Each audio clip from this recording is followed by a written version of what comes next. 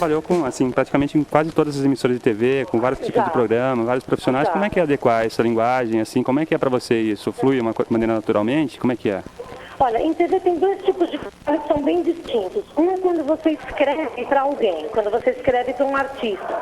É aquela coisa do Pedro Camacho, aquele personagem do Mário Vargas Llosa, que você passa a se vestir daquela pessoa. Então, se eu vou escrever para um apresentador ou para um ator, eu tenho que colocar um texto para ele que pareça coloquial no vocabulário dele. Então, eu tenho que escrever um texto que eu estou criando, que tem uma função dramática, mas é que ele é feito sob medida, é um texto de alfaiataria. Ele é feito sob medida para ele parecer natural para aquela pessoa. E é bem diferente se for um discurso para um político, se for um texto para o Faustão, ou se for um texto para o Falabella representar, enfim, ou se for um locutor esportivo. Então você tem que adequar, você tem que entender a linguagem humana, aquele ser para qual você está trabalhando. Então, é diferente, você está colocando todo o seu serviço à disposição de uma pessoa que vai ler o seu texto, vai verbalizar. Outro trabalho é quando você vai se expressar. Então você vai criar um texto seu e o locutor vai ler o seu texto assinado e aí é ele que vai emprestar a voz de interpretação para dar força para as suas palavras.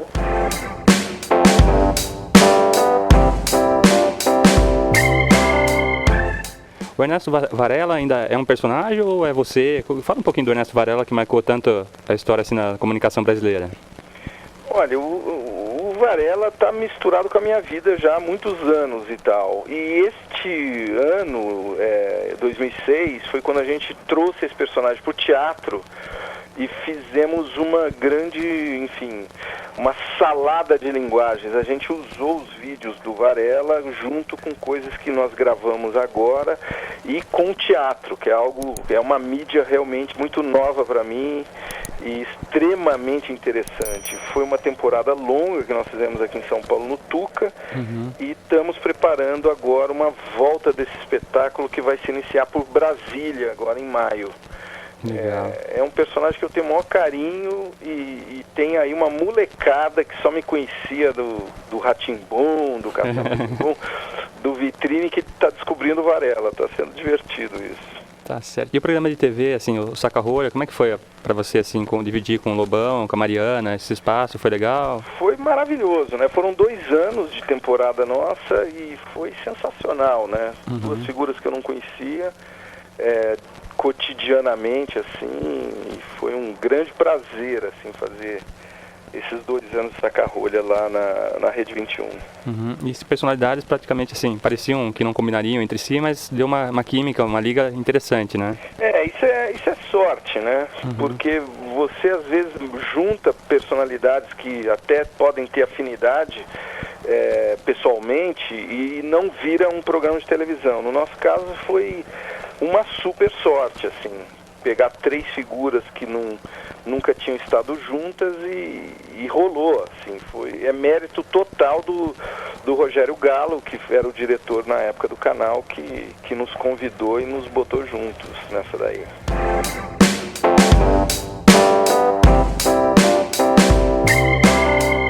Então, tocando num ponto, acho que é importante falar, hoje em dia a TV, acho que perdeu um pouco desse espaço da criança poder criar um pouco em cima das ideias também. Hoje já vem tudo muito pronto, né? Dos grandes serviços que o Bambalalão prestou era trazer essa coisa do quintal para a TV, entendeu? Não era preocupação da Gigi ser uma boneca, vender bala. Isso, inclusive, na época muita gente não entendia, ficava sem entender. Ficava procurando a boneca que não aparecia, as peninhas exatamente, que não porque tinha pra vender. A ideia não era o comércio, era o coração. É desenvolver a criança, desenvolver a capacidade da criança no máximo que ela pudesse desenvolver e, ao mesmo tempo, juntando, como a Gigi mesmo falou no começo, né? Era pegando o menininho da favela e o menininho do Morumbi.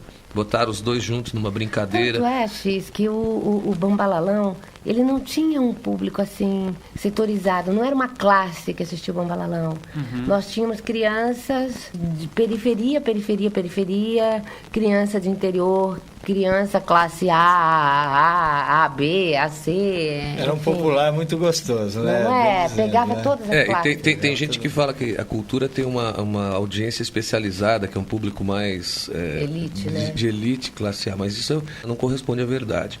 Principalmente porque a gente faz muitos shows em regiões pobres. E a gente tem um contato com muita criança que assistiu, que viu, e hoje, né, os adultos, aliás, eu costumo de falar criança, mas a gente encontra crianças, hoje mais crescidinhas, na faixa dos 25, 30, que vêm das classes mais pobres. E o Bambalalão serviu como um formador.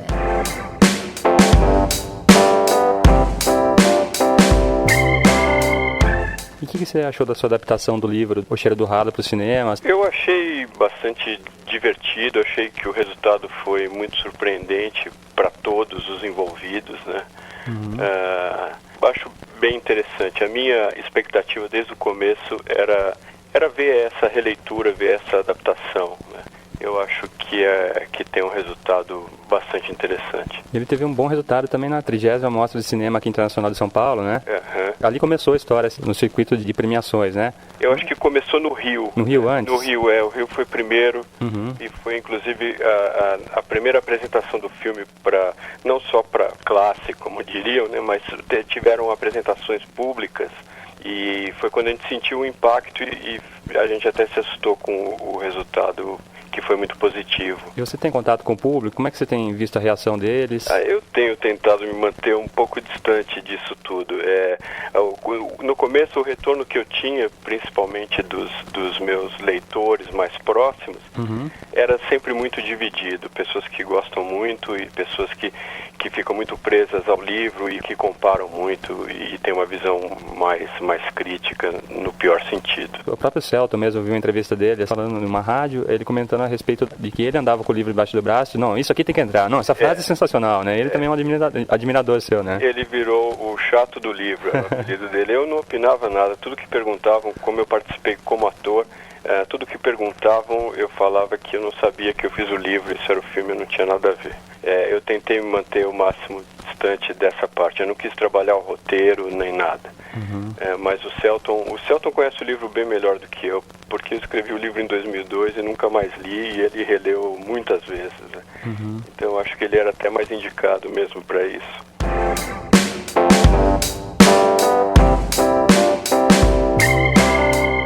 Hoje você está no Gazeta Esportiva e no Mesa Redonda também, aqui na Gazeta, né? Como é que surgiu o convite? Como é que tem sido para você trabalhar nesses lugares? É muito bom. Foi bem difícil no começo, porque eu trabalhava no programa Mulheres, fazia parte de variedades no programa Mulheres, toda a produção de externas, marcava as reportagens para os repórteres, né? Eram 4 repórteres na época e eu ficava trabalhando nessa área. E um dia fiz um teste para cobrir as férias da apresentadora, na época, Ana Paola, e passei no teste e cobri as férias dela. Depois, quando ela saiu do programa para ir pro Jornal da Gazeta, me convidaram para apresentar. E eu fiquei um pouco assustada, porque a minha área não era futebol, eu não tinha muito domínio dessa parte de futebol, então eu fiquei um pouco assustada, mas aceitei o desafio e fui. Comecei a estudar, fazer caderno, pesquisar e ler. E aí, depois de 2 anos que eu já estava apresentando Gazeta Esportiva, me chamaram para fazer o Mesa Redonda, porque viram que eu entendia, que eu tinha um domínio, que eu tinha capacidade, que não estava só lendo o TP. Porque o Mesa Redonda é um programa muito difícil, é um programa que exige uma atenção grande, exige... Você trabalha com bons profissionais ali também, pessoa, Flávio Prádio, assim... Nossa, Chico olha, Lang, o Dalmo Pessoa, o Chico Lang, o Solera, o Flávio Vanderlei, são pessoas, assim, que são profissionais da maior capacidade, gabaritadíssimos, fazem parte da história da televisão, o Dalmo tá no Mesa Redonda desde o início do programa, então a gente aprende, eu acabo aprendendo muito. Quando eu entrei no programa, eu tava muito crua. Hoje, eu olhando pra trás, falo, puxa vida, né, olha, eu evoluí, porque a gente é ingênua, então vai fazer uma pergunta para um atleta, toma uma invertida, como eu já tomei no começo, do Rogério Ceni e coisas assim, que eu perguntei para ele assim, você acha que o São Paulo é um time amarelão?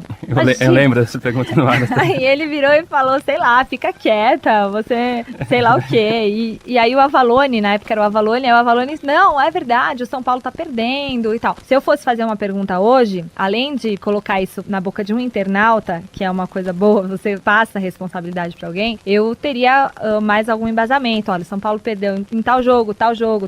Então são coisas que a gente acaba aprendendo, né? Se armando, principalmente com algumas pessoas do meio do futebol, que a gente tem que tomar cuidado. E aí fui convidada para participar do Mesa Redonda, o que foi muito bacana para mim. Eu gosto muito, apesar de ser um programa bem difícil, um pouco cansativo também trabalhar quase todo dia, né?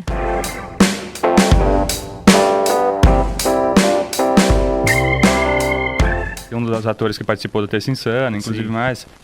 Só que o humor dele não é explorado, assim, ele é um personagem secundário dentro do... Assim, como é que você vê o humor na TV hoje, esses espaços? Eu vejo o humor na TV, mas bem mais parecido com a questão dos músicos no Brasil. De repente você pega um cara que sabe tocar muito, estudou, vai batalhar por fazer uma música boa, e aí o cara vira e fala, não, faz o seguinte, cria uma musiquinha pra fazer sucesso, e aí o cara diminui aquele conhecimento dele muito, assim, aquela coisa mais simples, você fala, poxa, mas isso não vou dizer que é ruim. Você fala, pô, mas estudei tanto pra fazer isso, e aí o cara estoura, ganha dinheiro, acontece.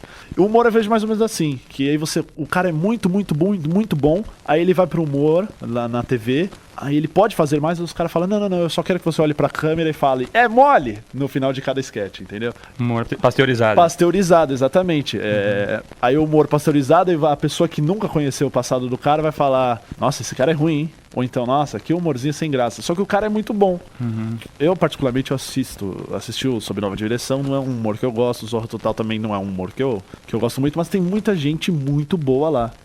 Que eu vou dizer que nem a culpa não é nem deles, porque eles são muito bons. A culpa é da coisa da Globo, tipo, não, vamos fazer vamos fazer o Balança Mas Não Cai até o final, vamos lá, tá dando certo. E dá certo. Se você for ver, eles pegam a audiência que vem do Jornal Nacional, novela, e ainda se mantém num pico de 35, 38 pontos, que é muito. Claro. Que é muito bom programa, que se mantém com a mesma piada ao mesmo tempo, entendeu? Mas é algo realmente isso, a pessoa vai e faz aquilo um pouco menos do que ela realmente sabe fazer.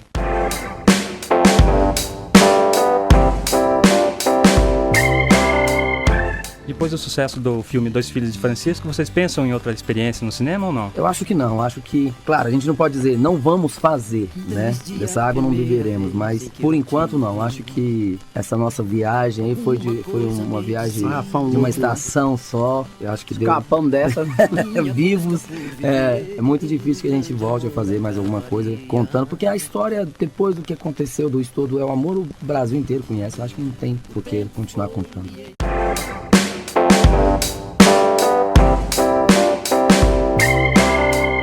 Já teve alguma saia justa? Alguém que não gosta muito de ser imitado? Como é que é pra vocês? Não.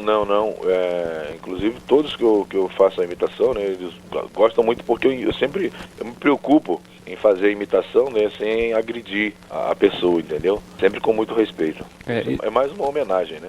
Isso é sensacional, isso que você está falando, porque hoje em dia parece que o humor, infelizmente, se tornou um sinal de desrespeito, né? Isso de estudar o personagem, estudar a pessoa, como é que é o processo de estudo e como é que você trabalha assim para que não fique uma coisa agressiva, uma coisa muito desagradável para o imitado? Televisão, né, às vezes a gente improvisa muita coisa, né, principalmente o humorista, o ator em si, né? Quando os redatores escrevem alguma coisa assim e tal, às vezes sem pensar, sem maldade, e tem alguma coisa que a gente percebe que a pessoa que vai ser imitada, né, não vai gostar, aí eu converso ou com o Tom ou com a produção e corto, entendeu? Não falo aquela coisa ali com receio de magoar aquela pessoa, né? Bacana essa preocupação sua, viu? Parabéns por isso, viu, Pedro? Obrigado, viu?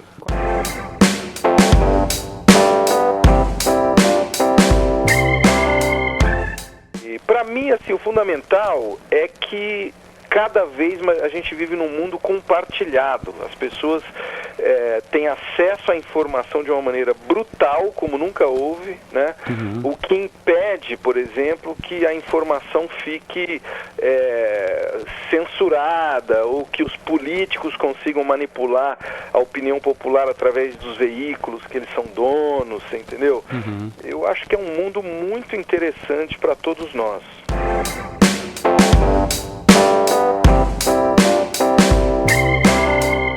Naquela época, assim, a gente via o carinho dessas crianças, mas a gente vê que visitando sites na internet, comunidades no Orkut, que a gente estava comentando até antes de entrar no ar, o carinho ainda continua o mesmo, né? Depois dizem que o brasileiro não tem memória curta, né? Como é que é pra você? Olha, na verdade, as pessoas que gostam, né, que acompanharam e que cresceram com o Bombalalão, elas nunca vão esquecer. Tem gente que teve muito pouco contato, né? Gente que já era um pouco mais velha, que trabalhava, então esse pessoal às vezes nem lembra. Mas o público fiel do Bombalalão e a criançada nunca vai esquecer. Então, nesse sentido, a memória é boa. Você vê hoje em dia, com essa onda de anos 80, as fãs do Menudo não esquecem o Menudo. Jamais. Mas o Menudo daquela época, não o Menudo de hoje. Entendeu? Então, o carinho sempre existe, sempre vai existir. A gente, inclusive, fez um show esse fim de semana. O pessoal vendo a Gigi e o Perereca, só faltava chorar, assim, os que são... Faltava não, choram. Não, tem uns que choram mesmo, que não aguentam a pressão, então já chora mesmo. O legal é que a criançada agora, que não conheceu a gente, tem a mesma ação das crianças de antigamente, dos anos 80. Então rola assim uma festa muito legal e a novidade para essas crianças, para a gente está sendo super gratificante. Por quê? Porque a gente se sente fazendo mais uma geração acompanhar aquele projeto que foi um dos mais vencedores em termos de programa infantil e de proposta, né? Eu trabalho para o público. Se o público não existisse, não existirem os fãs, e se as pessoas não demonstrarem que estão reconhecendo o meu trabalho, não vierem me dar beijo, não vierem pedir autógrafo, é sinal de que eu não estou chegando até o coração dessa pessoa. Comunicação, né? Então não tem que ter esse feedback, tem que ter esse retorno, porque senão inexiste. Eu sou um artista sem público, ou não dou atenção para o meu público. Eu tô no Orkut, você viu, né? Eu respondo os recados, às vezes não dá para responder uma coisa muito comprida, às vezes eu levo 2, 3 dias, porque tem dia que ontem, por exemplo, tinha, 30 em cada página, eu tenho mais de uma página, né? Eu tô como Gigi Anhele, pode entrar, eu adiciono, eu converso, eu tenho o maior prazer em falar onde eu vou estar, em trocar, em atender se for possível, porque eu sou responsável também por essas pessoas, não é verdade? A gente falou num ponto importante que eu acho assim, hoje em dia a gente vê os artistas, parece que trabalham com o público, ele está tão distante do público, né? Mas eu acho assim, a importância da manutenção. Vocês estão aqui, um programa que durou mais de uma década, 13 anos na TV, assim, e agora também mais tantos anos depois, e o pessoal ainda lembra com carinho, né? Então, Perereca, como é que você vê isso assim, para você, esse carinho do público, isso também tem a ver um pouco com a postura do artista para com o público também, né? Você não se distanciar muito do seu público, né? Sem dúvida nenhuma, né? Adilson, é um prazer estar aqui, conversando com vocês, com o seu público, né? O público ouvinte, e eu estou aqui a cores para todos vocês. É verdade, o Perereca, é pena que vocês não vão poder ver, mas o Perereca tá todo vestidinho de perereca, bonitinho, de verde, gravata de listras, azul, verde, ai, Gigi, vermelha. Eu fico com vergonha, Gigi. Não fica, Perereca. O Perereca é o palhaço mais meigo de todos que passaram pelo Bambalalão, cada um tinha uma característica. Mas né? depois vai poder acompanhar pelo site, depois no www.radiouniversitaria.net, além daqui da Gazeta M, você vai poder conferir essas fotos também. Legal. Isso é que é legal, né? Perereca, conta pra gente o que você sente quando vem, assim, aqueles adultos que voltam a ser criança e trazendo os filhos. É gratificante, né? Aquela coisa, está registrado na memória de muitos, né? Que assistiam o programa, o Bambalalão, de terem participado da minha vida também, né? Porque é uma permuta, é uma troca mesmo. É eu participando, né? Para muitos e eles participando também para minha vida, né? Bom, eu substituí o meu irmão, que é o Pampam, que é o palhaço Pampam. Daqui a pouco a gente vai estar se aprofundando, né, no assunto, né? Mas, quer dizer, ele teve o lugar dele, né? Os outros palhaços que passaram por lá também. Pracinha mesmo. Então, eu vejo assim, cada um teve o seu lugar, o seu espaço, né? Então, eu cativei realmente essa galera toda. As crianças, para mim, não tem idade. É criança de 0 a 99 anos, né? Então, você vai passando por locais, por apresentações que a gente vai fazendo e vai recebendo o público, vai recebendo e dando carinho e recebendo também. Aquela troca de calor, de amor, de amizade. Para mim é muito... O pessoal ama o Perereca. É uma emoção grande.